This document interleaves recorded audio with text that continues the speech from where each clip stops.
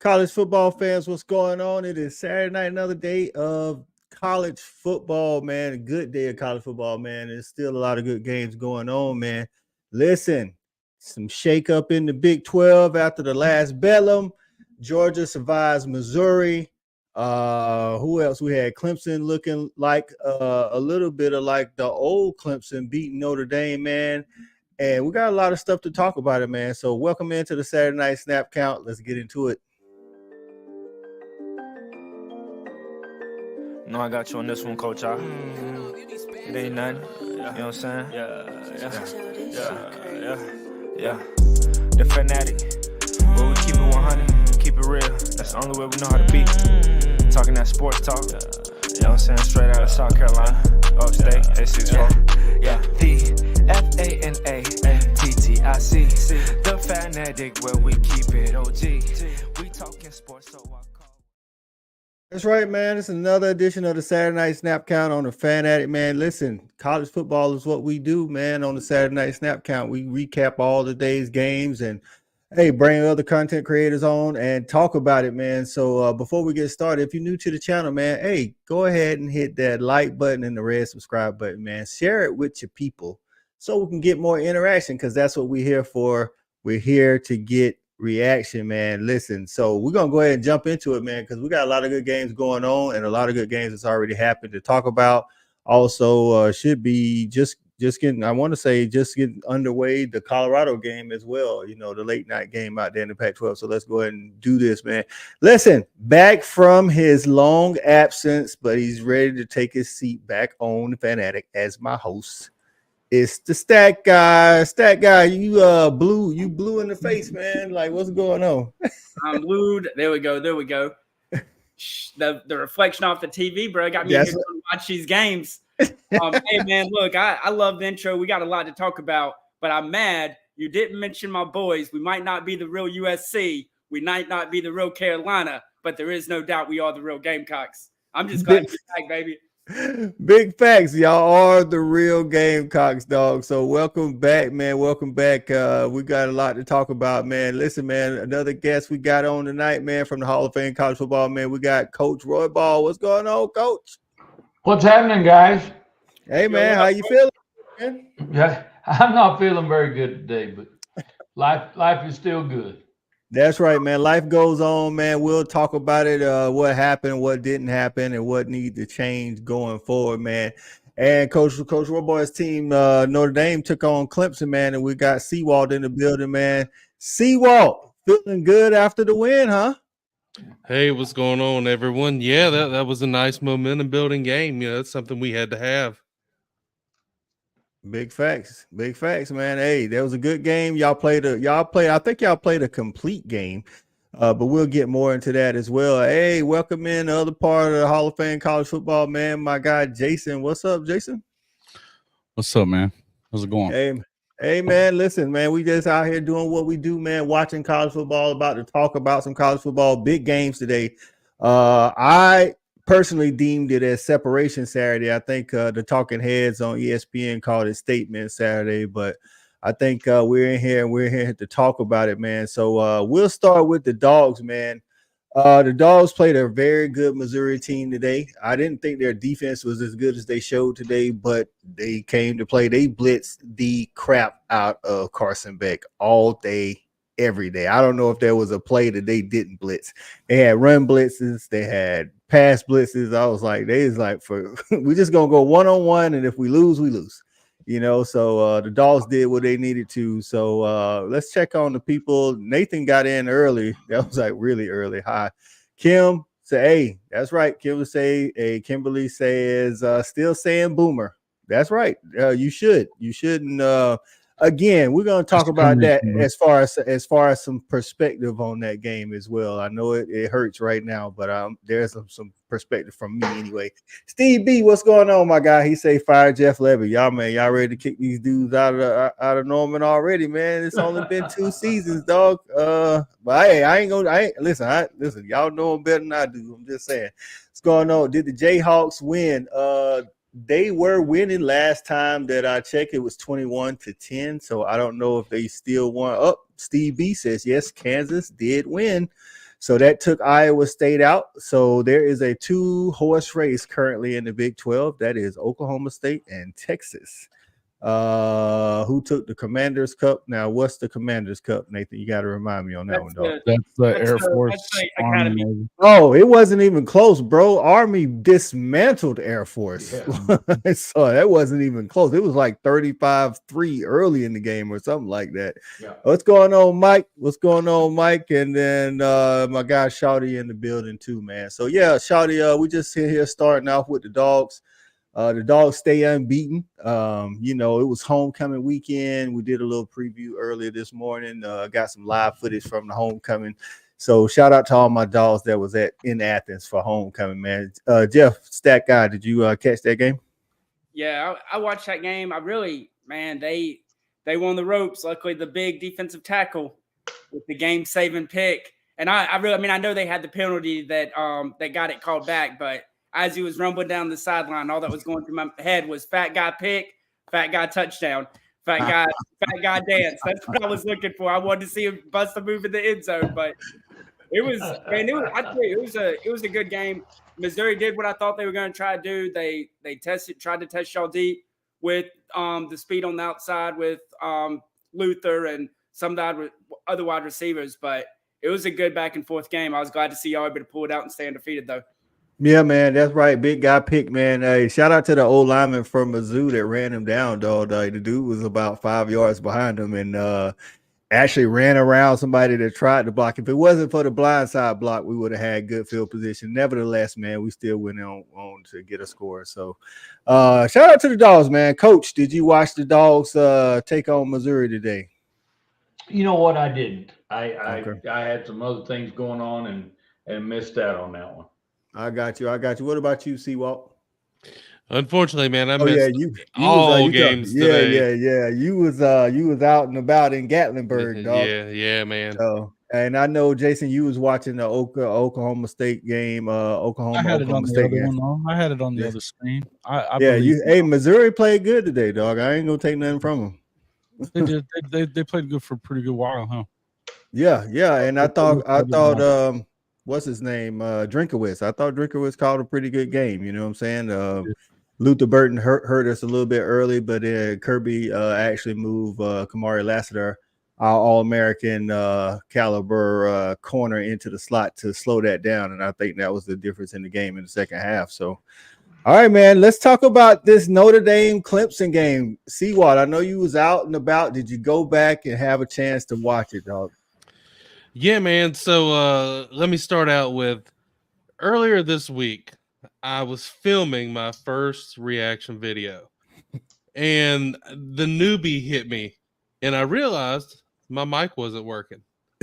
So I recorded this video and realized my mic wasn't working. And then I got sick. So I never got to put this reaction video out. But anyways, with that being said, so what I was doing in that video was breaking down the 2 possible scenarios I could see playing out in this game. Good for Clemson, bad for Clemson. Well, the good for Clemson was like spot on for what I said. Last year, Notre Dame dominated Clemson in the trenches, offensively and defensively. They had 263 yards rushing, 2 running backs, Estime and Diggs, both had 100 yards. And I was not sure our D-line was going to be up to the task again this year. That's the one weak spot in our defense was the D-line against the run defense in most of these games. And fortunately enough, they were able to hold their own. You know, Sam Hartman's been turning the ball over quite a bit here lately. Hartman just can't get he can't catch a break against the Clemson Tigers. well, last year, I mean, look, they lost last year. Wake Forest did, but he threw 6 touchdowns, so he got his. But here lately, he's been turning the ball over, and Clemson was able to run the ball. You know how I've been with Maffa. Hey. What he put on display today is what I've been wanting us to let him do. I've been saying it since they came in together that Shipley was the better football player, but Maffa was the better running back. And I don't think it's close. And he's starting to show that a lot. So welcome into the show, my guy, Jay from Unfair Sports. What's going on, Jay? Man, drinking away my sorrows again for the second week in a row. Hey man. Listen, enjoying the fact that the referees hate our guts, egregious calls that would have ended the game. Trying to figure out why we keep letting the refs help determine the end of a game. That's big what I'm facts. trying to figure out. That's what we definitely gonna get into when we start talking about Bedlam, man. So we appreciate you joining us, dog. We're gonna finish up this Clemson Notre Dame talk. Coach, it was a rough one today, man. And to be honest with you, if you didn't know the records of the two teams, I think you would have thought that Clemson was the 2-loss team and Notre Dame was the 4-loss team. I felt like they kind of controlled the game from start to finish. Well, I'll tell you what, I felt going into the game, I thought it was going to be a tough game to start with. I mean, you got, and I know we were playing a Clemson team that was 4-4, but guys, they lost what, two ball games in was it in overtime or 2 really tight ones? I mean, they've had some incredibly tight ball games. Yeah. And I know they haven't been playing up to par. But, just all the happenings of the week, the fan or the podcaster, whatever it was that kind of ripped Coach a little bit on that. I think it was everything just fell into place. You talking about Tyler from Spartanburg? Yeah. I want to thank Tyler from Spartanburg for making that call into that. Hey, show. Tyler got his 15 minutes of fame. They even mentioned him on ESPN. They say maybe Tyler from Spartanburg needs to call in every week. Well, and I tell you what, I think it was the perfect storm. And I'm telling you, all week long I was worried about this ball game. Yeah, because I truly thought they could upset us. And then when you go in the ball game, you turn the ball over that many times, just like same thing we did against Louisville. You turn the ball over that many times, you try to catch a punt. Tyree tries to catch a punt with his face mask, and that turns into a score. And then we throw a pick six. You can't win ball games like that. Honestly, I was just happy we were as close at the end of the game as we were, because it should have been worse. We should have got our ass kicked a lot worse. Honestly, it did start out to look like it was going to be a blowout, but you guys did stay in the fight. So yeah, and I tell you, no, go ahead. I was just going to say Clemson did everything they could toward the end of the game to try to continue to do what they've done all season and give games away. Yeah, and I thought it could happen. I really did. I thought it could happen, but. I'll be honest with you. Talking about the perfect storm, I was hoping Shipley was well, and I think would have been better off had he been well. To be honest with you, but it is what it is, guys. At least we didn't have the referees beat us, guys. But at the end of the day, they just lined up and whipped our ass, and that's it. We're not there yet. I think we have some of the same problems OU has. I don't know how good our offense coordinator is. I don't think that we're playing complementary football. You were talking about the D line, Seawalt, and the thing about that was, hell, we didn't give the ball to Estime in the second half, but maybe 2 or 3 times. I didn't understand guys, that's crazy shit to me. I mean, you got one of the best backs in the country, and you don't give him the ball 2 or 3 times against a D line that's suspect. So I don't know. I'm really struggling with our play calling. I don't think we have good we're not playing good complementary football across the board. And again, I think that's hurting us. Defense. Everybody was pissed off at defense a little bit, but at the end of the day, hell, defense can't win the ball games every week, and they've done that a couple of weeks in a row now. So, but anyway, we are where we are. We obviously know we're not going to be playing in a big bowl game. Hell, we'll be lucky if we play in the damn toilet bowl. But at the end of the day, this is where we are, and we got to finish out the season and try to get better and see what we're going to do quarterback-wise in the future. Yeah, Jason, did you get a chance? And coordinators. You get a chance to check that Clemson Notre Dame out? Yeah, I watched it, most of it up until kickoff for OU and stuff. Yeah, they were I mean, I watched the end of the game too. It's just you kept thinking that Notre Dame was going to go ahead and win the thing, and they just didn't. Oh yeah. Yeah, exactly. Like I said, it started out, man. It started out like it was going to run away with it, but then Notre Dame showed the fight, and then like Seawall says, like Clemson was trying to get a ball away. I mean, trying to get a game away, but they held on for it. So, hey man, shout out to the Tigers for getting the dub, man. And right before we jump into the OU game, man, just quickly, stat guy, you are the real Gamecocks. You are finally. You didn't win the Battle of the Carolinas. You lost to North Carolina. You didn't win the Battle of the Columbias. You lost to Missouri, so at least you beat Jacksonville State, but they literally had y'all on the ropes like until a minute and like 40 seconds left. Hey man, thank goodness for Stone Blanton. I mean, I truly believe we almost paid $1.3 million for Shane Beamer to lose his job tonight. I think it was that close. I mean, you can't lose that game, and I mean, the post game with Beamer after the game drives me crazy, bro. What's there to celebrate? We beat a bad team by 10 because of a pick six, and they were winning with a minute to go in the third quarter. Like, man, get out of here. There ain't nothing to celebrate. Woo, we got to win. Like, let's strap up next week and not get beat at home by Vandy. And the thing I think that made it so bad was they were celebrating the 2013 team today.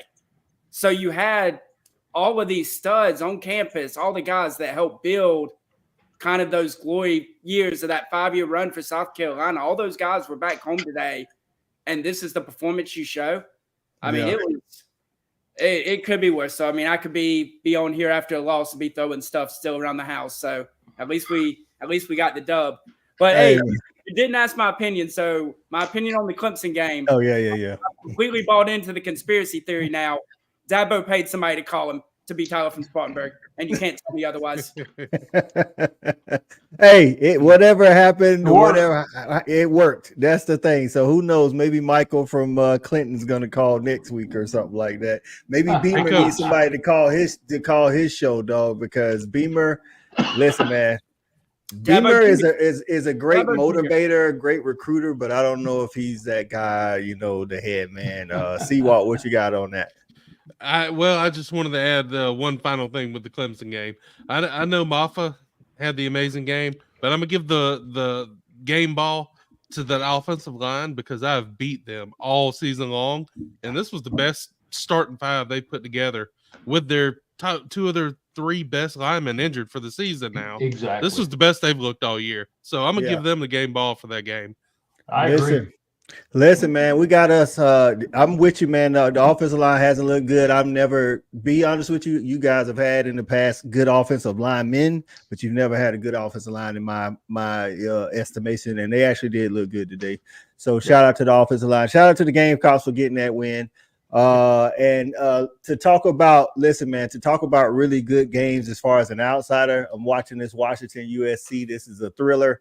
Another game that I was watching closely was Bedlam.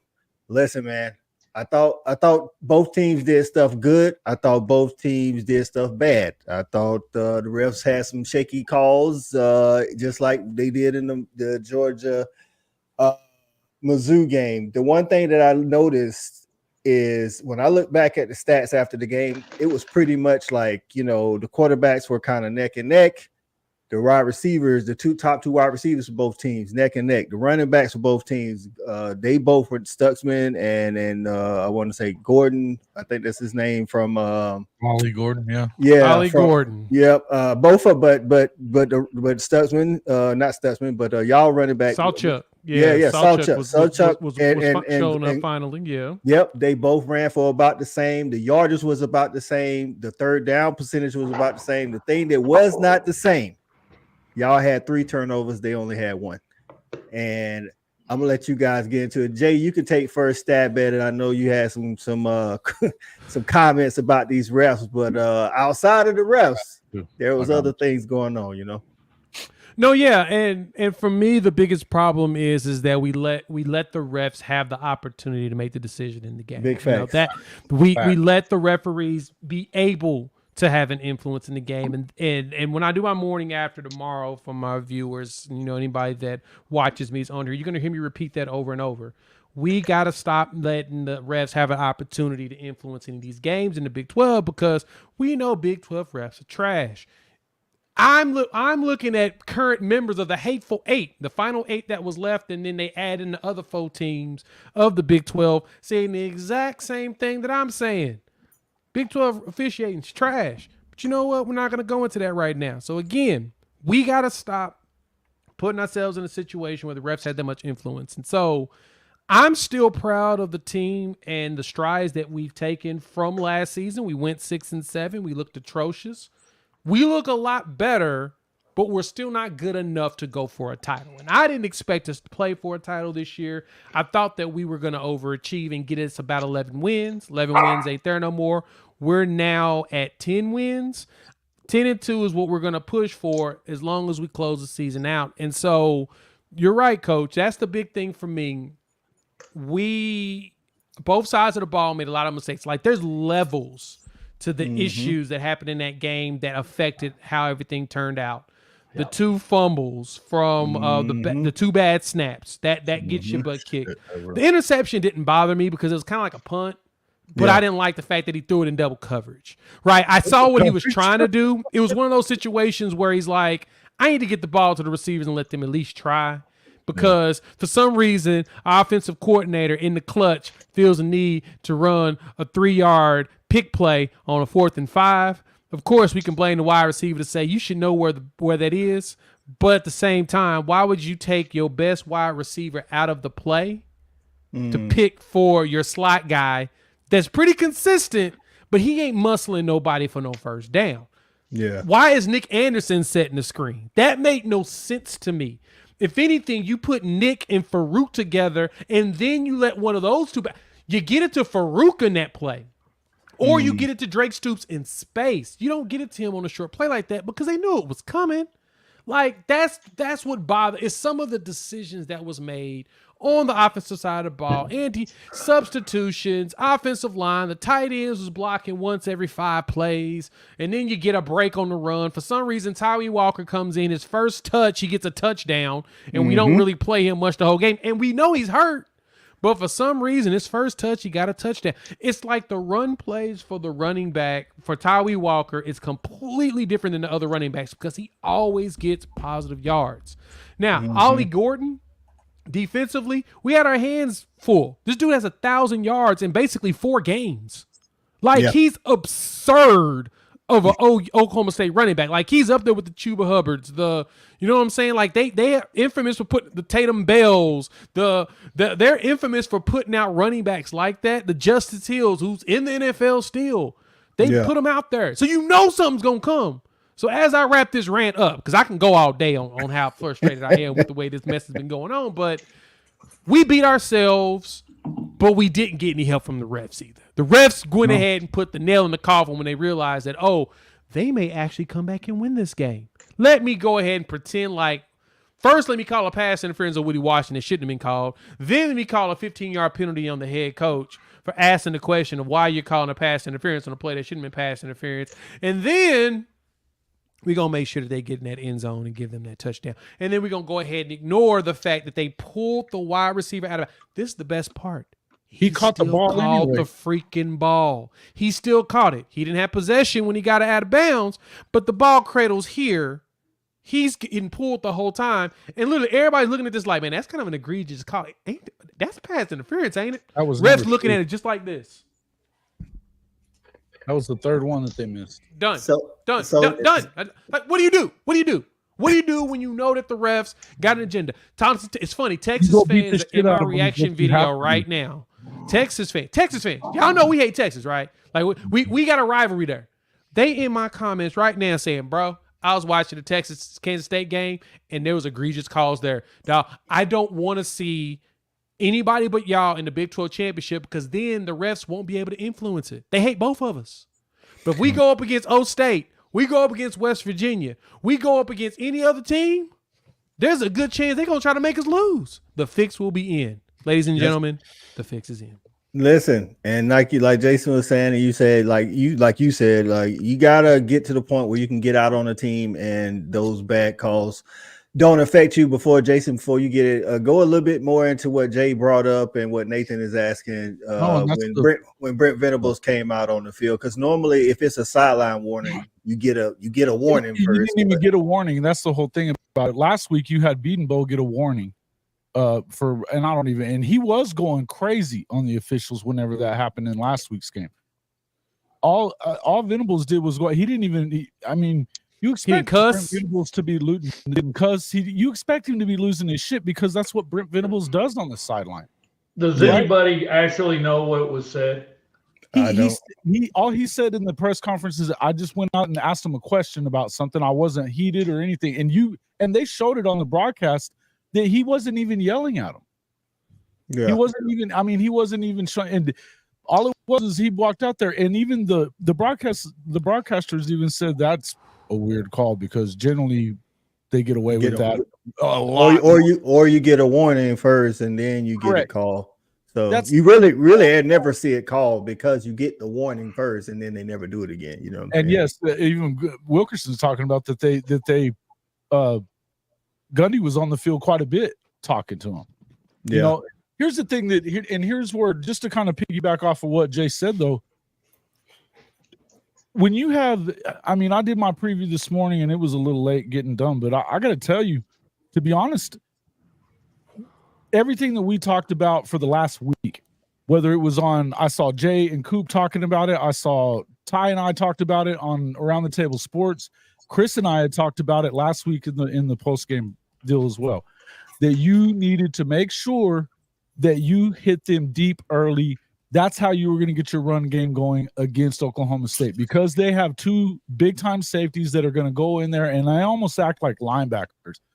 They get down there and close off anything in between the tackles. You were going to have to hit the edges, and probably even the freaking jet sweep was going to be viable as long as you go vertical too. You have to have a vertical threat. It's got to happen. Yeah. Shout out to Matt Blackwell, man. He got in with a super chat on your channel, Jason.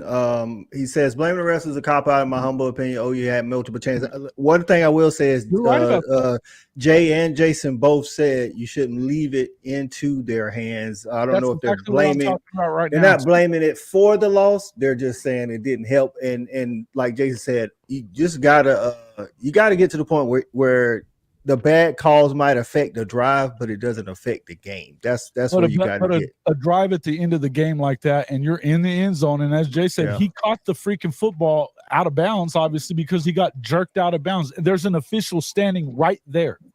Yeah. That was actually the third that should have been a PI. They had two other ones on Farouk. The problem is that you have an offensive coordinator that thinks that you need to, you're not getting stopped anything vertical, and you're going horizontal 3 out of 5 plays. It makes zero sense to me that you're throwing the freaking ball down the line instead of he never took off. That was another one of the keys to the game that we've been talking about this all week. You've got two of the fastest guys in the country in Brennan Thompson, 10-2 100 guy that came over from Texas, and then you've got the freshman Jacquez Petaway, and we're putting in Gavin Freeman, and he's dropping footballs. Look, there's a lot of blame to go around, but in the end, I'm not even just blaming Jeff Lebby on this either. I got to tell you, if you're Brent Venables, you know what the hell the game plan is. You can hear the play being called, and when they got that. This is second week in a row. You know what I'm saying? Where you saying like exactly. And when look that one where you have the when you came in the first fumble, whenever they snapped it to which Javonte Barnes hadn't played in weeks, and this is the play we're bringing him in on, is to take a snap. Well, technically, BV said that snap wasn't supposed to go to him. That was a bad snap by Rain. So, yeah. Yeah. Okay. Yeah. Shout out to the professor, man. The professor gave you $9.99 on Super Chat, man. He said, y'all going to a bigger, better conference. It doesn't really mean anything. And y'all are recruiting at elite level. So it is what it is. Yeah. Listen.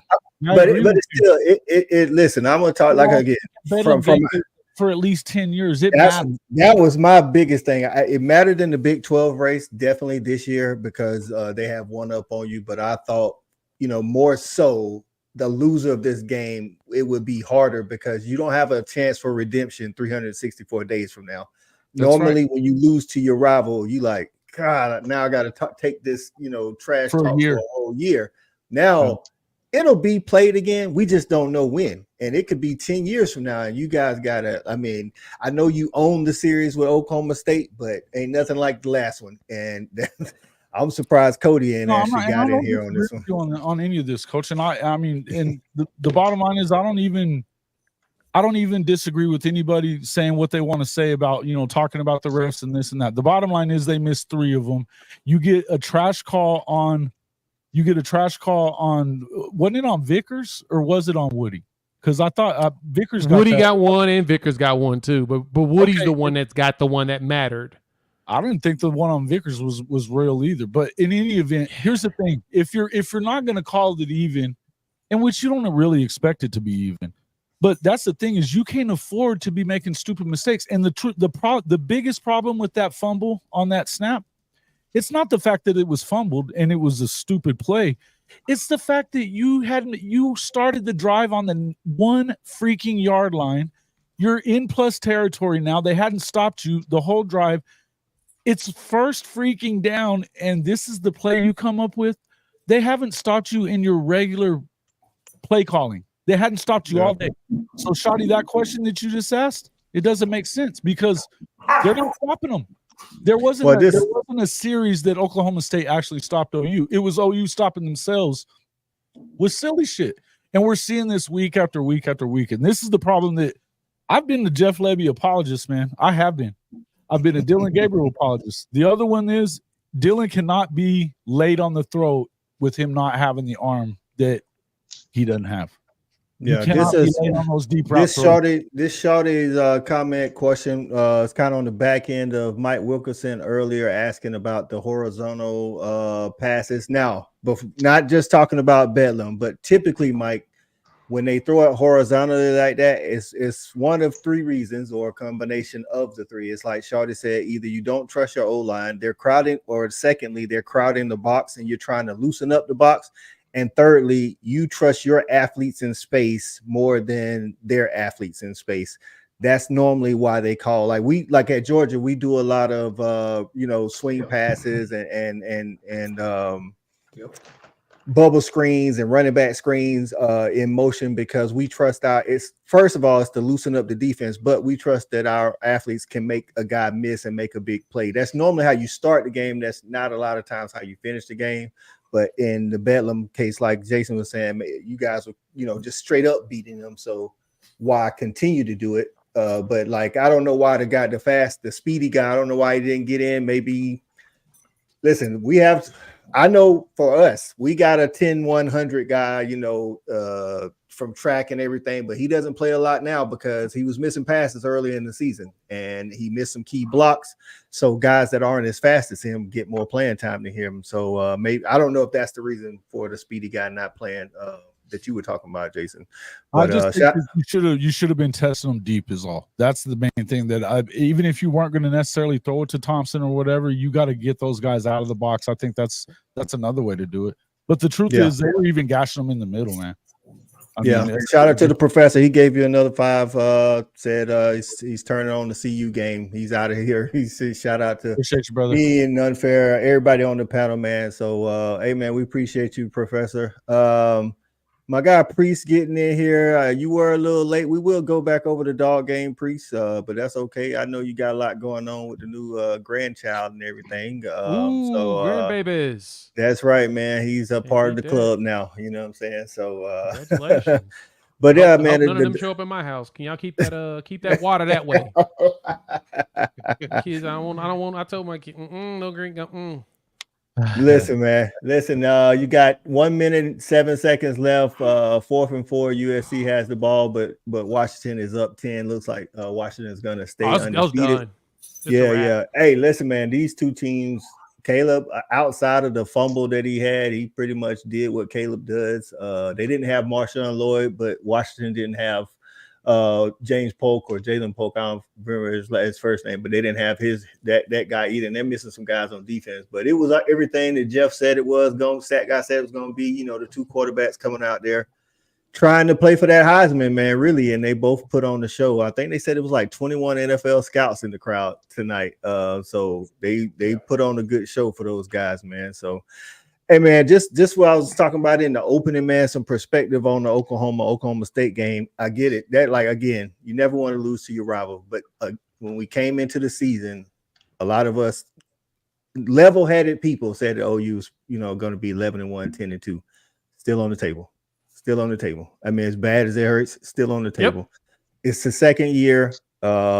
It definitely hurts when you know you're better than, or at least you think you're better than the other team. So I'm not gonna act like it don't mean a lot. But what you can't do is let this hurt you next week. If you let it hurt you next week, then you start thinking like, what we doing? Why can't we keep these guys focused? Looks like here, Sooner Cowboy says Brent Venables is now 2-7 in 1-score games. Yep. Ooh, okay.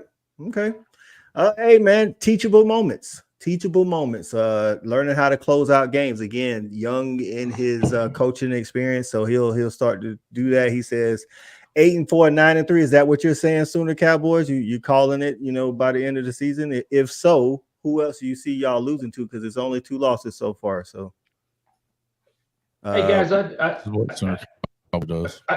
hey Coach, I do have a question real quick.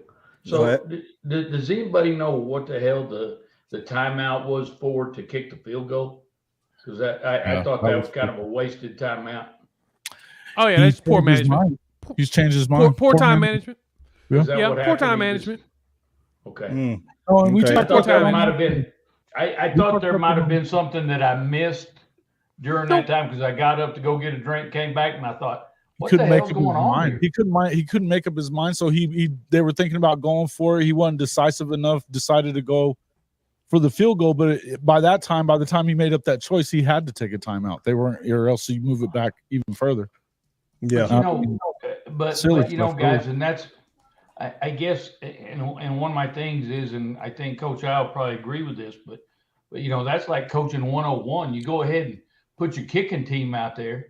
And then if you decide to go for it, and then if you're going to go for it, you call a timeout. And you're typically right. I agree with you there. That's what you traditionally would do. Our kickers missed 4 of his last 5 kicks. So for us, it's more of the mindset but still, of if you're going to waste that timeout, and I get we should have went for it. Right, and I get that. But what I'm saying is the wasting the timeout part is what Coach is talking. That's the waste. No. That's what I said. It was poor time management. We shouldn't even call timeout. We should have just went for it. Exactly. There shouldn't even been a timeout even considered in that because you're right, Coach. Usually you go out there with the kick team. If you see something you like, you call timeout, then you go for it. But instead, we did vice versa, which made no sense. It was you didn't have faith in them in the beginning. May as well just have gone for it and called it a day.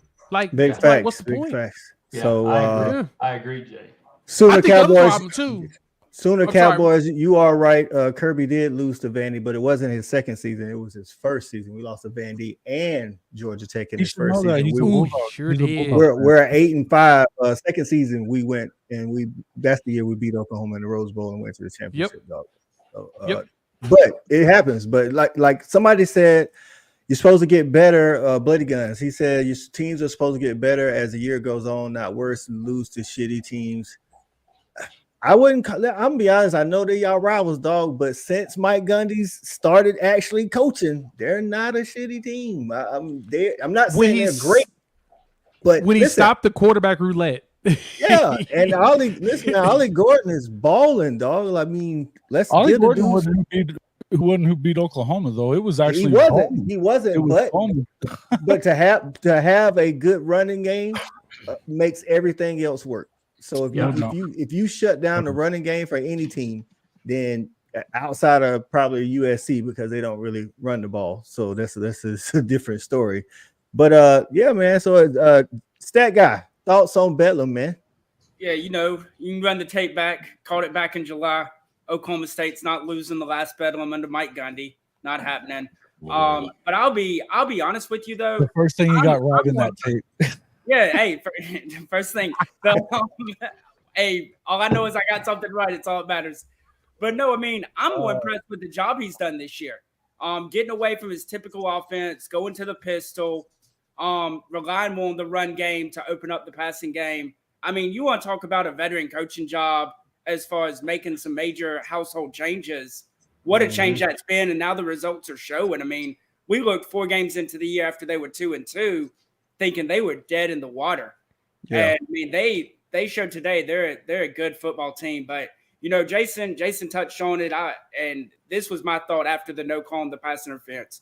You knew going into the game, and Texas should know when they play Texas Tech, if it's left up to the refs, you are losing the game. Exactly. Don't leave it up to the refs. You got to put the nail in the coffin when you get a chance. You can't beat yourself and leave it to that fate because you already know what the answer is. And you hate it for the kids, but if you look at that, you can look at plays throughout the game where maybe a kid missed a block, or you look at the 2 fumbles and stuff. I mean, stuff happens to put you in that situation. But you know what? Even I hope people can look past that, because what a football game. What an amazing football game that just was back and forth, just blows thrown. I mean, just a great football game on a good Saturday, big-time rivalry. It was just fun to watch. Yeah, and I thought that Oklahoma State would come out with energy. My question was, could they hold on to that energy for 4 quarters? And they did, but it was a rivalry game. And again, this is from the outside looking in. It looked like a rivalry game. Like neither team wanted to lose that game like really bad. And it had nothing to do with the Big 12 race. It had nothing to do with the college football playoffs. It was, I hate you, you hate me. I don't want to lose this game, and that's kind of how it was. If only, like I say, you guys could have got honestly, in the 3rd quarter when you guys first came out, I was like, all right, this is it. They got more stamina than Oklahoma State, but again, Mike Gundy didn't, like I say, he didn't do it like a stat guy say, he didn't do a bad job coaching today. He went to that pistol. He likes to throw the ball around the yard all the time, but hey, man, shout out to both coaches. Again, Brent Venables young, got a lot to learn, and hopefully he will be learning. And we'll see what happens with Jeff Lebby going forward. Sooner Cowboy says he thinks that OU will lose at home to West Virginia. West Virginia did look good today against BYU, but that travel to me is what does it for West Virginia or for teams going to one thing if he West said Virginia. BYU. So the road game or whatever is one thing, but he's going to call the home games. Yeah, let's think about it though. If you ask any all these Oklahoma fans, we're going to lose every game moving forward. So I wouldn't even be worried about it at this point. They're going to say that every game. Oh, we're going to lose that game because we suck, and 7-2 doesn't mean anything. We have regressed since Texas, and we only cared about Texas, and blah blah blah. Bad games happen. So, yeah, we screwed up in these last couple games. We did, but at the same time, the team doesn't suck. We just got some stuff we need to clean up. On defense. We got to clean up a lot of stuff. Nathan is asking, Coach from Coach of Texas native. You from Texas, right, Coach?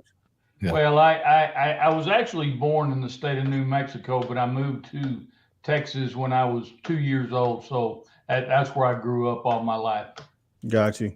I do want to mention something though. You were talking a little bit about this being a rivalry game, and I think we use that term loosely with this ball game, because I don't believe it was a rivalry game when you get your ass kicked that many times. True. It's not much of a rivalry, but I think what made this one kind of overflowed into that rivalry atmosphere was the fact that the last time they're playing for a long damn time, and I think that added a lot of fuel to that, I guess, rivalry fire. And that's why, you know, and y'all heard me talk about it last week. I just like our game, I thought we could be in trouble, which obviously we were. But I thought it was the same thing with OU. I thought they could be in trouble, and I honestly thought Texas could have been in trouble this week too. And they were. They had to go to overtime to beat Kansas exactly. State. So. And yeah, and so I think all three of those were kind of in the back of my mind thinking, boy, they're all going to be good ball games. Yeah, man. Listen, man. It was a good game. Like I said, I think you could say Oklahoma State wasn't a good team at the beginning of the year, but I don't think you can say that now. And listen, if they handle business, they're playing for the Big 12 championship right now. Yeah. Them and Texas are the only two one-loss Big 12 teams. They have a loss outside of the Big 12 that doesn't have any effect on it. So as long as they don't get hurt and keep playing ball the way, keep feeding that monster in the backfield, everything's on the table. So now it's just that OU needs some help. Before you controlled your own destiny as far as the Big 12 championship. Now you need help. So stat guy can't look past that game because of the refs screw OU like 2006 Oregon OU game. Hey, man. Again, referees make some bad calls. I definitely don't disagree with that. Just like if you tuned in for the Georgia-Mizzou game, you've seen some blatant missed calls and bad calls, actually, you know, like a pass interference on a crucial third down that we got where Luther Burton actually pushed off our guy and they called pass interference on us. And they end up going on the score. At the end of the day, man, the good teams, if you want to get to where you want to be, the good teams have to play through that, man. And it is what it is. Like, I know Georgia fans will point to the 2018 Georgia-Alabama SEC championship. We blocked the punt. They called offsides. The guy wasn't offsides. But to be honest with you, I mean the national championship, I'm sorry, in 2017. And then the reason we didn't lose the game because they that was a bad call, but we didn't lose the game because of that. We lost the game because of several other different plays, one of which was a safety trying to be a hero and out of position on a cover two, and then they score in overtime. But if we go back before that, Kirby kept feeding Nick Chubb when he should have been giving the ball to Sony Michel. I mean, you can point to a lot of different things. So I get it. It's on the brain, dog. It's on the brain. But Coach, I got another quick question, real quick.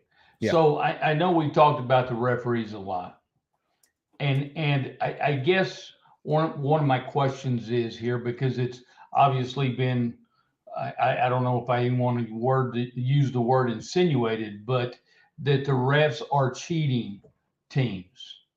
Yeah. So do we honestly feel that way across the board that referees are intentionally going after teams, or is it that they're making piss poor calls? Well, this is my thing. I think when me and Jason first started, doing shows on each other's channel, that he mentioned that the Big 12 refs hadn't called a lot for Texas and OU in the past. That's so I don't think, I'll be honest with you, some bad calls, but isn't this the same as how it always has been? You know what I'm saying? We were mostly talking about last year, though, and that was whenever they were fighting over whether they were leaving after this season or if it was going to be the year after that or what, Yeah. But again, my question becomes, is it intentional? I think it is. I have a hard time with that. So for me, my answer on that is I think officiating is just bad. I think us as fans watching games, we're always going to want that call. We're always going to want it. We all see the stuff that's not called. But when you watch a game subjective, like I'm watching UCLA Arizona today, I'm going to see 15 missed calls for both teams. I mean, officiating is just bad across the board. Every conference will say they have the worst officiating. We all know it's the ACC that has the worst officials. But every conference will say they have the worst officials. It's just bad. I mean, it's just bad. It's bad. I'm going to tell you you're right. I'm going to tell you right about that. But here's the thing, Stat. The one thing I would tell you about it is that when you have that game, you had one freaking between Texas and Oklahoma, you had 4 total holding calls called against conference opponents last season. 4. I've never seen a freaking football game up until last year that had less than 4 freaking holding calls in the game. Ever. But I mean, they miss. South Carolina had a holding call missed against Florida. I'm saying the holding calls are easy. That's simple to see. But this one, in that last, they missed 3 PIs tonight. The last one, dude was getting tackled out of bounds, and the ref was standing right there. I mean, right there. You could, if you go, I don't want to mess up with the stream or anything like that, but I'm going to post something, and you can look at it, and the ref is literally walking right there by it, and he's just doing this. Yeah, well, it's like last week. Was blatant. Yes, last week in the Florida game, Florida fans got mad about the referee spotting, reviewing the spot on the 4th down or the 3rd down, which led to their coach calling some trick play on 4th down that we blew up. And I told that Florida fan, I'm like, if we go talk about the refs again, like Stat Guy says, you can talk about it like on the next drive for Georgia. Dejan Edwards is running up the middle. Yeah. The referee, as they show the slow-mo, the referee is passing like back to the camera, looking dead at the play. Dejan Edwards' face mask turns his head this way. The second face mask turns his head back, and the third face mask, and the guy is looking at it. So I definitely agree with the calls, but I'm like, coach, like as a coach, that's one of the first things I always tell my guys. Like, if you come to me complaining about the refs, you may not get back in the game, because at the end of the day, they're gonna make bad calls. They are gonna make bad calls, but you can't be in a situation where it affects the game. If you guys are that much better than Oklahoma State, that would have made the game tight. You're right. Not They lose made the enough mistakes on their own. They definitely did that. But I'm just saying, it's pretty blatant. Some of these calls are pretty blatant, and right before that, you have very questionable PI calls, and then you let them get away with that one. So do you think, Jason? So do you think there was any calls that went against Oklahoma State?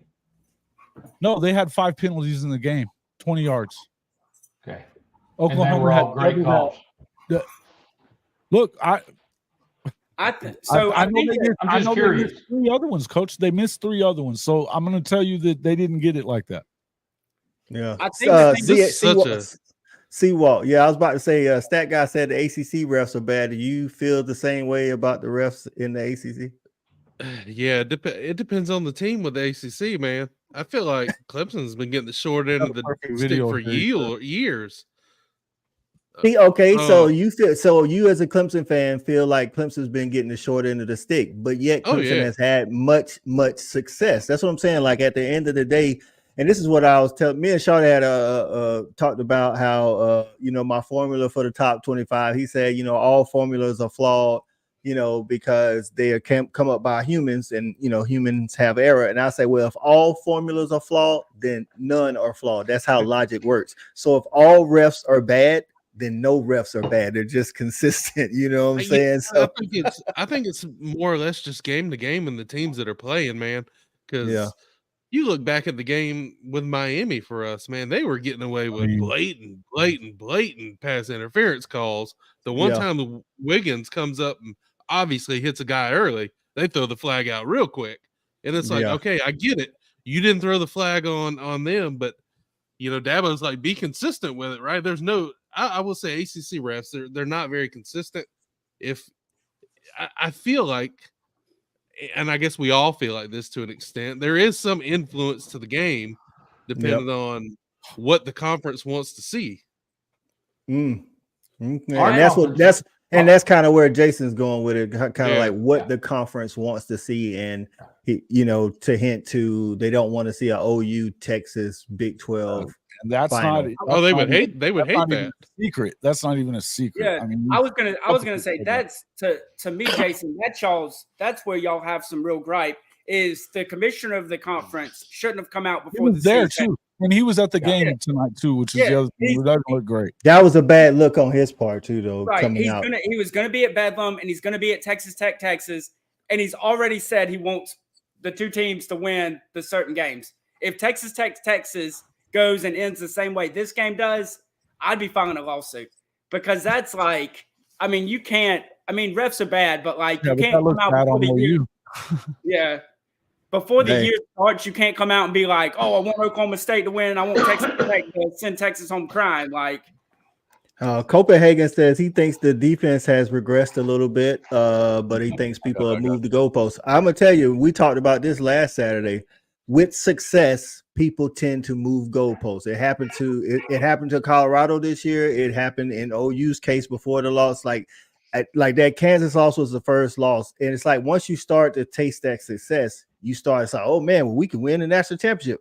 But at the beginning of the season, before anybody played it down, I don't know personally know an OU fan that thought they had a chance to win the title. I thought it was more 10-2, 11-1, but that's what happens. It's like the goalposts do get moved with your success. You know what I'm saying? Unfortunately, it is what it is. As a Georgia fan, dog, we can't win by enough. Like people aren't they just aren't satisfied because we have to beat people by 50, and if we beat them by 50, why'd you give up 10? Why'd you beat them 50-10? You know what I'm saying? Or 60-10? It's like everybody, it moves with success. Yeah. That's what comes. No doubt. So, hey, Coach, I got a video that Stephen G actually took. So if I can share in the game, Yeah. Okay, yeah. If you can get it up, all right.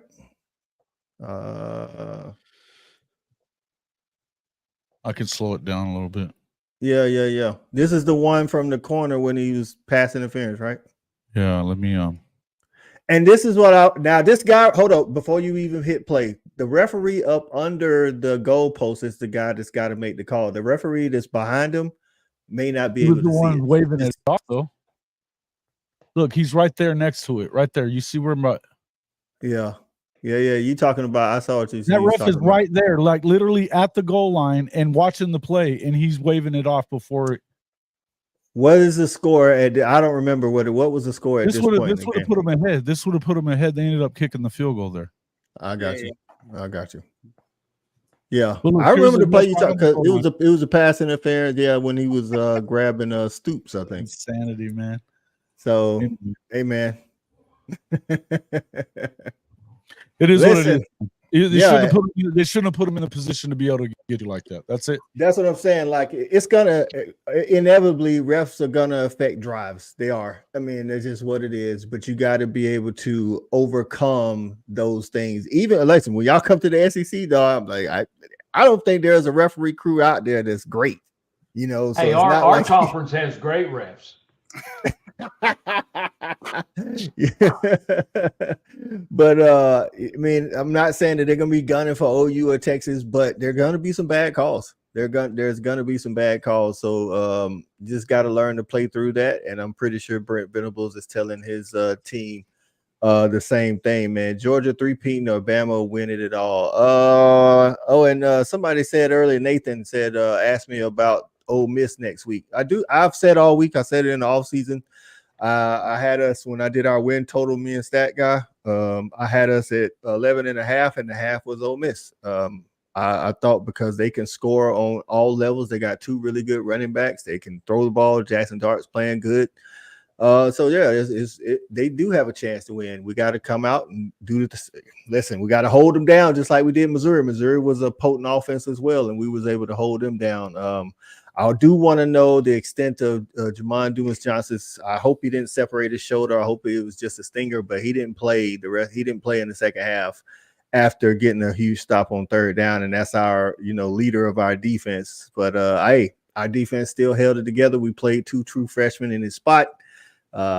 They missed some assignments, to say the least, but they made a couple of plays too. So that's just what it is. It's the name of the game, man. We're playing without Brock Bowers too, so hopefully he'll be back if we can hold on and get to the SEC championship. But yes, Nathan, to answer your earlier question, I do think it's a test. If we win next week, Sooner Cowboys, I don't think we lose until the playoffs. If we lose, I don't think Bama can beat us. I know what they did to LSU, but LSU's defense is absolute. It was trash before the injuries, and then Mekhi Wingo is out for the rest of the season, and they lost their best corner. So, no, I don't think Alabama can beat us. I'm not saying we three-peat. I'm just saying if we win, because if we win next week and Missouri goes on to beat Tennessee, we actually clinch the East, and I don't see us. Listen, it might be a close game in Tennessee, but I really don't think so. We really don't play. We play good on the road at Tennessee. So we'll see what all happens, man. One game at a time. What's going on, Kim? Hey, welcome in. How you feeling, Kim, after today's game? I know you're getting here a little late, and we're towards the end of this, towards the end of the OU talk, man. But how you feeling after this Bedlam? Let's talk about that. I don't know how much y'all saw. Let's talk about that. Ohio State Rutgers. Ohio State struggled for a good portion. I know that the score was 35-16, but that is not how the game went. That is not, Coach. I know you watched that game, and listen, Rutgers had a chance to win that thing. Rutgers pissed it away, is what they did. They had a chance to win that ball game, and you guys know I've said this all year long.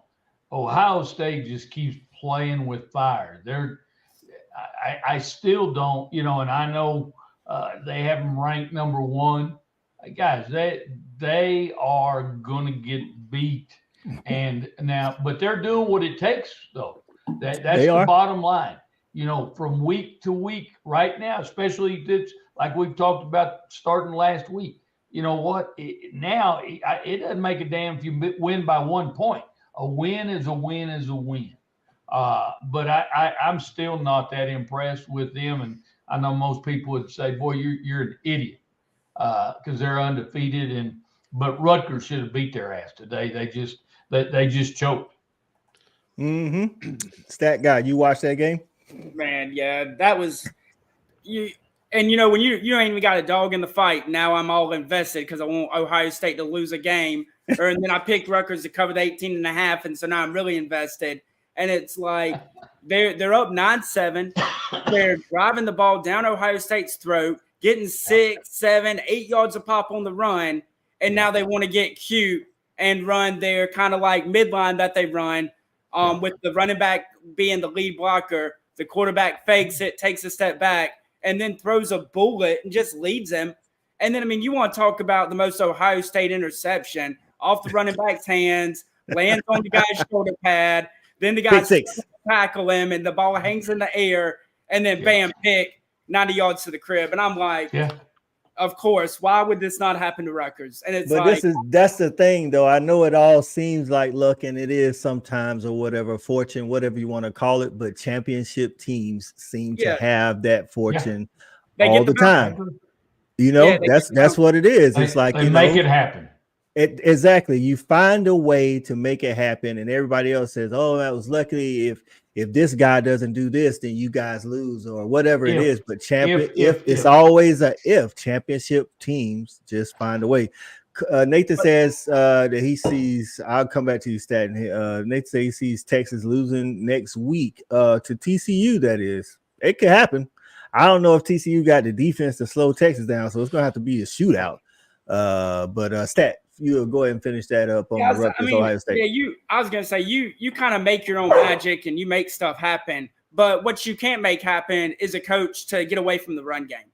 And that was my whole thing is you just ran the ball from like the 5 all the way down to the 20, and now you want to throw the ball. Just keep handing it off to your running back. What, Stat guy? I tell you what, Stat guy, and Coach I, you'll probably agree with this too, but coaches, we tend to trick ourselves. We out-coach ourselves. We do. We something's working, and in our mind we're thinking, hell, they're going to be expecting another run play here. Let's hit them with this, and it'll be easy touchdown. Next thing you know, you're right. It is a touchdown the other way.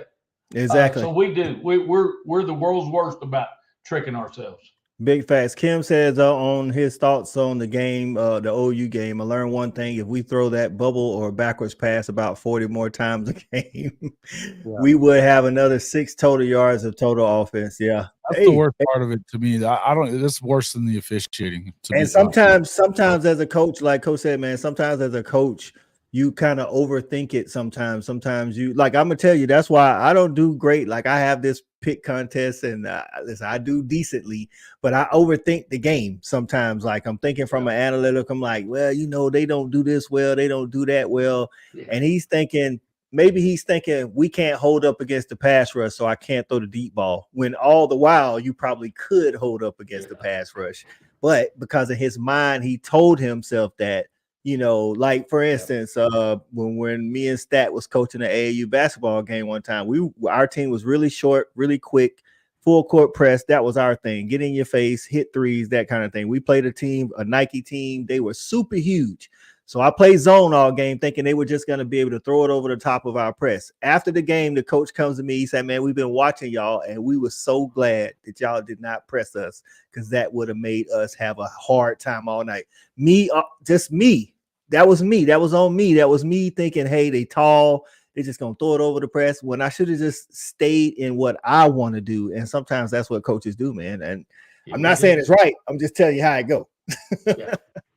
So listen, man, it's a tough loss, especially when your Red River rival won today in a dramatic fashion in overtime. Fractured forearm for my guy Jamon Dumas Johnson from Georgia. I thought so, because listen, when he stopped that, he literally like threw his arm all the way into the quarterback's leg. I was like, it didn't look good when he did it.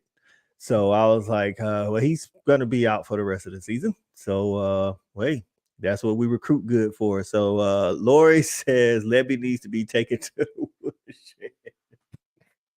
Hey, y'all know again. He's talking about the studio. That's what everybody's been calling it, the woodshed. The woodshed. So, Jason, do you think Lebby needs to be talked to sternly or put on the hot seat? Look, I'm not trying to pull the plug here. I'm not there.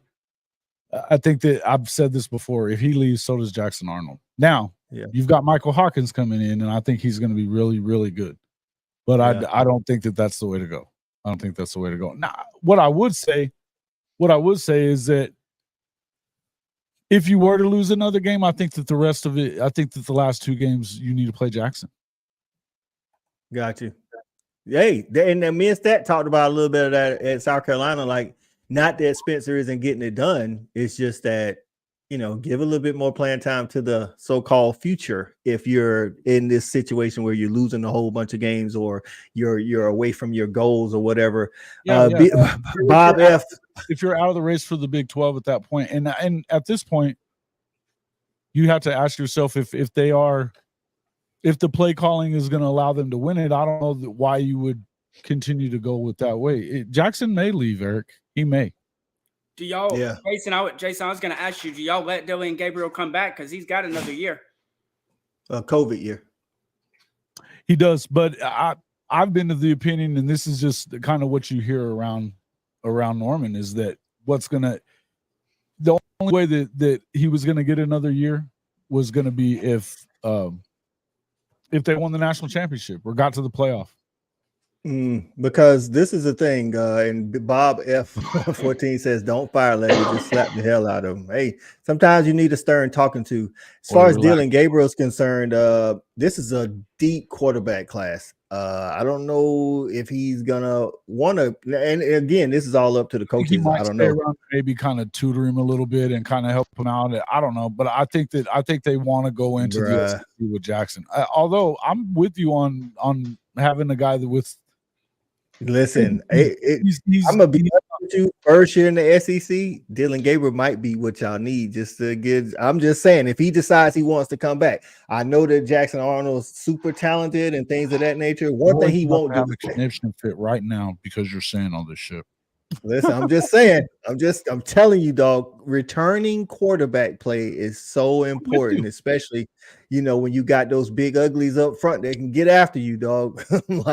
Because it's a difference in that in talent and experience. It's two different things. You know what I'm saying? And Jackson, we know, got uber talented or whatever. But I can say this: if Dylan Gabriel doesn't go pro, he's hitting the transfer portal if it's suggested that he hangs around to tutor the guy. He's not going to do that. Like he's going to be playing if he stays in college. So I don't know. We'll see. I don't think that Lebby's leaving either, though. All these folks are saying that. I don't think that Lebby's leaving either. They owe him too much money to fire him.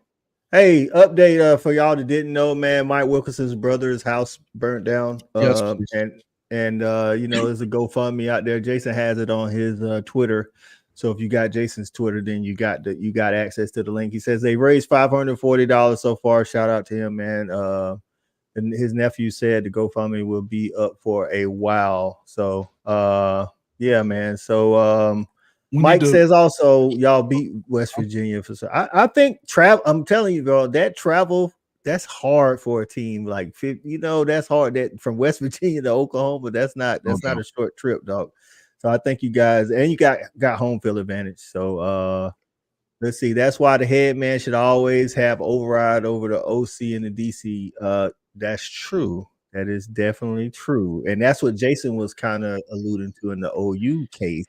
Absolutely. Well, and you know, guys, we had this very conversation a week ago that, because we were talking about Levy and the play calling and that BV should step in. And we even talked about, we sure hope BV sits down with him and has the conversation of what his expectations are of how we want to move the football and what plays but you know what, looking into this week, it doesn't look like that was had.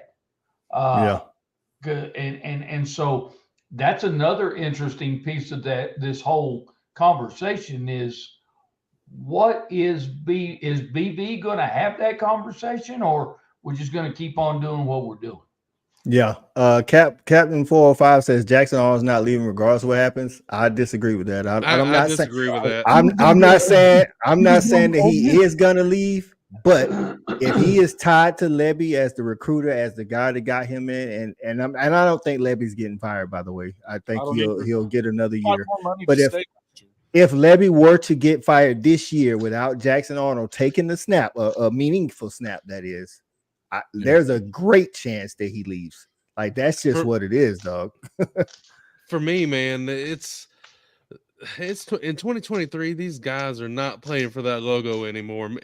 In most cases, they're playing for themselves. And if they're not gonna play for who they want to play, they're hitting the road. Kind of like Clemson, man. They pride themselves on not using the portal. Well, they've had 42 guys leave since 2019. So those guys aren't playing for that logo. They're playing for themselves. Big facts, man. Kim says DG cannot hit a player in stride to save his life. Farouk got mauled on at least 4 plays because of underthrows. That is the quarterback's job, and Tom Brady actually made made some statements about that last year, about how if a receiver gets hit hard, that's his fault. It's not the receiver's fault, because he's supposed to lead the receiver out of trouble or keep him out of trouble or things of that nature. So let's see. It said, Coach, Coach, you got a point. That's why I didn't want to throw him in this game. All right, go ahead, Stat. For Jason, were you surprised to see Farouk play? Didn't he get arrested Thursday night? Yeah, but it was for like a traffic, having a ticket that he had a warrant for. It wasn't they always be overblowing a lot of that stuff, dog. It wasn't like a big deal. It wasn't like you did something that, hurt anybody or was drunk driving or anything like that. I mean, could you have kept him out for a minute? Yeah. I mean, Baker, what did he miss? He probably had to run some stadium stairs or something like that. And honestly, the stadium stairs in some cases can be worse than sitting out a game. But hey, it is what it is, man. Let's see. I cut the field in half on the last play. Wendell Oliver, we appreciate you getting in. On the last play for OU, I'm assuming he said, "Why cut the field in half with a rollout play?" Assuming that's what you're talking about. They probably thought they had the matchup, thought they had the numbers. Dylan Gabriel isn't bad on the run. Again, something the coach thought would work because he saw it before. And again, if it works, he's a genius. That's the life as a coach. I will tell you that. That's the life of a coach. You call some stuff that works, and then people be like, man, this dude is calling the hell out of plays. But honestly, it might not even been the best play for the situation. Had they have lost the Red River game, if they had lost the Red River game, it was totally on Levy. Guaranteed. That's what I'm saying. Hey. Like sometimes players make you look good, and sometimes players make you look bad. I mean, this is what it is. I got to tell you guys, some of the best plays that that I ever had as a coach is I sent the play in and we ran something completely different or we screwed it up. And hell, we made we scored from 88 out the gate. And it's crazy how that happens. But I know, Coach I, you probably had that happen to you too. I mean, hey, listen, wow. I subbed a guy out that had played all game for a guy that hadn't played a lot because I just felt like in that situation, he was better for the play. The play worked out. And the kid that got subbed out said, great call, coach, great call. But had he, had the play not worked out, then they were like, man, that was stupid to take that guy. Coach is Why an would idiot. you do that? Yeah, coach is an idiot. Like, get him out of here. Like, that's just like DG did that. DG did that against Texas. He's not even giving that to Levy for calling a good game. Yeah. So this is what Bulldogs does. Yeah, it says Coach I was within 2 points at the time with no touchdowns. Call the score. I got you. Was 23-21. Oklahoma State was up because if they have called that touchdown, Oklahoma would have been lead. Yeah, that's true. Yeah. Hey man, those are the things, man. Again, that's a tight game that I'll be honest with you. I picked OU to win and I picked OU to cover the spread. So I didn't think you would be in that situation in the first place. So that's my thing. It's like I felt like Ollie Gordon was good, but I didn't think he was enough to keep him in the game for 4 quarters with y'all. I thought it would be a close first half, and you guys would kind of instill your will on them per se in the third quarter going into the fourth quarter, and it'd be like a 10-plus point game. But that is not how it was. It says Arnold is better and DG ain't the problem. I agree with both of those. Yeah. I agree with both of those statements. It was pretty much rotational players going down for Oklahoma State to slow the game. Hey, listen, we've been seeing a lot of that, players, not just with fast offenses, but just with offenses, period. But this is not the players though. These saw a lot of that too from listen, the coaches tell the players nowadays, if you feel like you hurt, go down. Don't try to run off the field. Go down, because it gives them a chance to talk to the team. I mean, it's a coaching advantage. I mean, I'm not gonna lie, it's a coaching advantage. It gives you a chance to talk to your team. It gives you a chance to rest. Whatever it is, it's like they're told to do that. So it's not just the players out there. But yes, I don't disagree with this statement. I said it. We was playing Auburn. Every time we got a drive started, it wasn't even going fast. They would just go down. It breaks the momentum of the drive. I mean, they have to come out. That's why the rule is you got to come out for at least a play if you go down. But sometimes you're willing to take that. So yeah. So I gotta go. I'm not gonna keep up with this stuff. With now they're calling for BV's head in there too. I know everybody's upset, but you guys get some freaking perspective for God's sakes. Yeah. Hey man, I think Brent Venables. Hey, whether you think he's the guy down the line or not, you can't he's doing good right now. Again, it's 2 losses. And if you can tell me you honestly thought you was not going to have 2 losses this year, like for sure before the season, then you have a right to be saying some of that. But I don't know of any of you that said for sure we are 11-1 or 12-0. There's no way. Not coming off of the year you had. Nobody said. That's what I'm saying. They're going to lose the home games to West Virginia and to. Look, Jason, again, y'all talked about the coach. Y'all were talking about the goalpost moved, and that's what exactly what happened. The goalpost moved because let's just be honest here. OU people thought when they were undefeated, now we're looking at playing for a natty possibly, and so the goalpost moved. And now when we get that loss last week, we're all up in arms, and then we get this one this week. And they forget where we started the year. Exactly. They forget all about that because Oklahoma, obviously, they're not going to be in the title run for the Natty and probably not for a conference championship. But at the end of the day, they are still better than they were a year ago. Miles better. And their recruiting is miles better. And so they're going to be perfectly fine.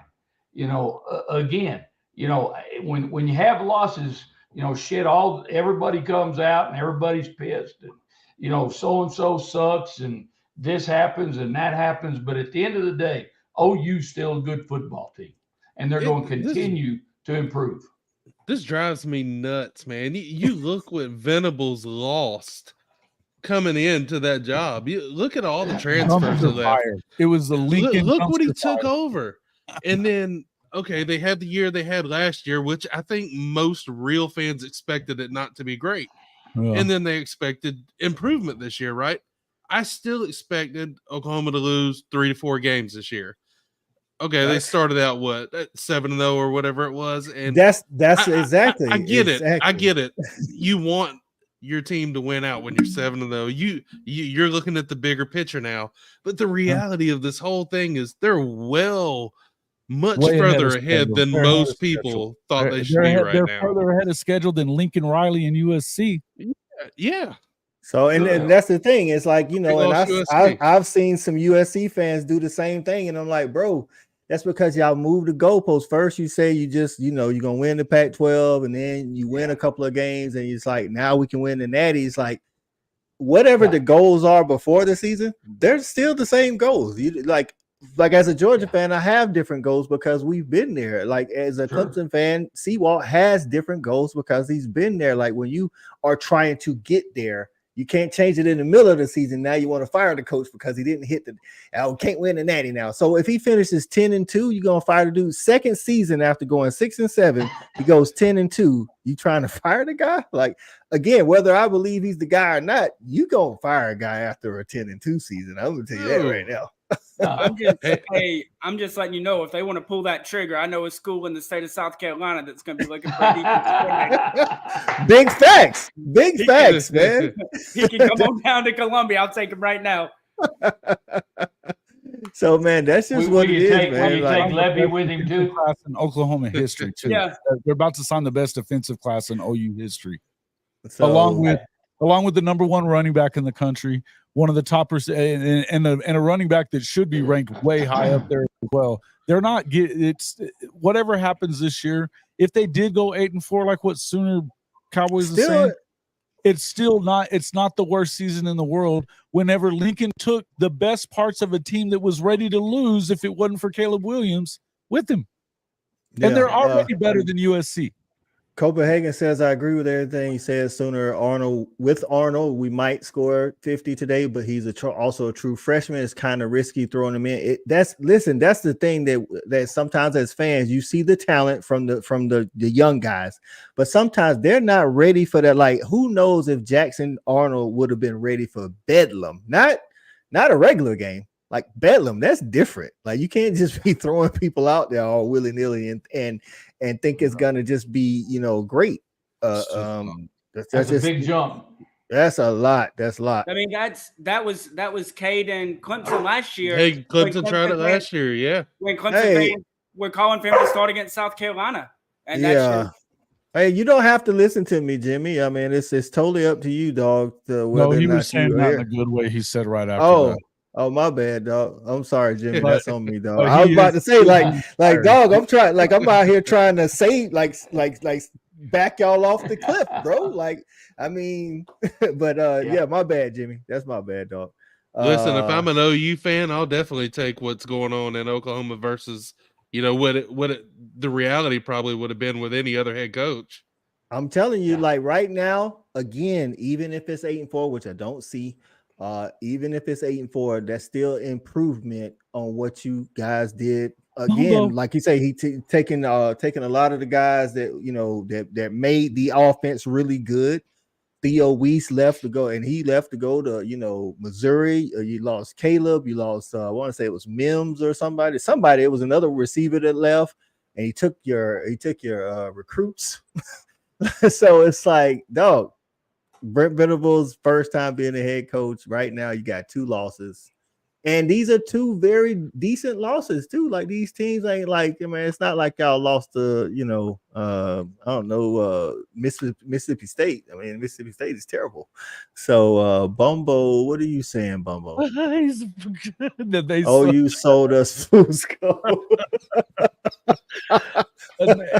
He wins the comment battle tonight too. Because listen, man, Bumbo is all the way off the Lincoln train, dog. Like he's been having some good comments, man. Listen, I think Lincoln's still an offensive genius. Listen, the reverse throwback flea flicker pass. Everybody normally does a double reverse where they hand it to the guy in motion. He hands it to he flips it to the wide receiver to the side he's going, and then that guy gives it back. Instead, Lincoln had the same guy that went in motion that got the ball, turn right back around and go right past the quarterback, leaving the guy wide open.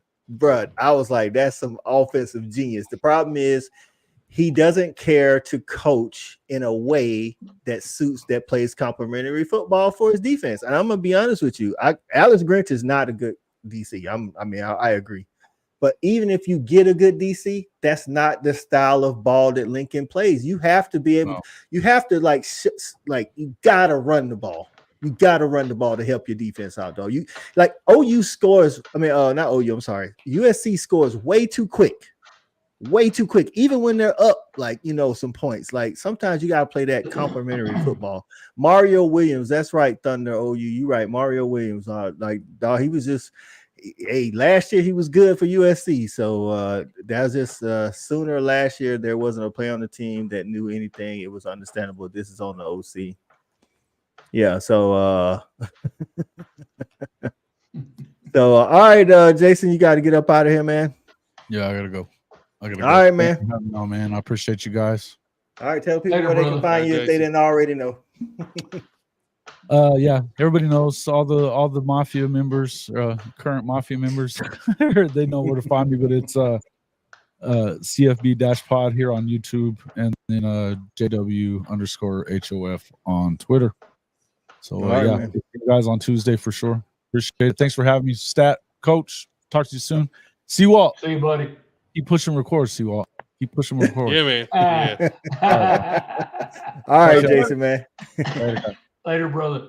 Yeah, man. So, but hey, man, I know this is how it is after a loss. You can find everything that's wrong with your team, but at the end of the day, sometimes that's why you need 24 hours to process. Whether it's a win or a loss, you need 24 hours to process. And when you're watching the game, coach is saying, I know y'all think it's coach speak, but it's not always as good as it looked, and it's not always as bad as it looked. So just take that with whatever, grain of salt or whatever. But try to watch the game again on Monday. Like if you recorded the game, watch the game again on Monday, and then you'll be able to see some stuff. You may still feel the same way, but you got to let it, right, Coach? Yeah, and you know what? Usually you don't feel the same way because you're going to see things the second time around that you're going to say, oh boy, I missed that, or that wasn't that bad a call as I thought it was, or there's a lot to it when you watch it. Guys, we're all fans. We all have our teams. We're super invested. We get very emotional about hell, I was as emotional as I could be today during our ball game. But at the end of the day, you know what, guys? It's not, we're going to wake up tomorrow and the world's still going to be here. And we just keep on moving and moving forward. I mean, we got a lot of question marks at Notre Dame too. So, but at the end of the day, I'm not going to cry over them. And I mean, hell, that's somebody else's job. That's right. Don't be a Tyler from Spartanburg. So, hey, spot. I may need to next week. For real. Bob says one spot that gets overlooked is finding a good field goal kicker. I mean, somebody mentioned that way early in the show, about an hour and a half ago or so. But you're right, Bob. You can't miss field goals like that. Georgia started out this year, same situation, but now our guy has found his rhythm. And he's hitting those field goals. So field goal kicking is such a mental game, fellas. Like, I don't care how good you are, it is such a mental game. And kickers and punters, high jumpers and pole vaulters are all out of their minds. Big facts. Big facts, man. So, hey, man, I appreciate all y'all coming in, man. We're going to go ahead and wrap it up. It's getting to be midnight here. Stat. What you got on the way out? We'll give the people something on the way out, man. If y'all give the Sooners a reason to get off the cliff. Oh, they I can't give a reason to get off the cliff because I said their ceiling was 8-4 and I'm looking right. So I'm not the man to give the medicine, but I will inform the people. Check out FS1 and check out Arizona UCLA because Arizona's defense is nasty. And I said that they were probably going to lose this game because Arizona has been playing good at home, and Pac-12 road teams haven't been good. Steve G says, can somebody besides the Georgia fan talk about losses? Steve G, believe it or not, dog, listen, I'm a late 90s dog. I was classmates. I was at, with Kirby. I was in school with him, and I got a lot of experience when we were in school about losing. Oh my God, dog! Like we couldn't buy a doggone important win. So listen, I get it, dog. I get it.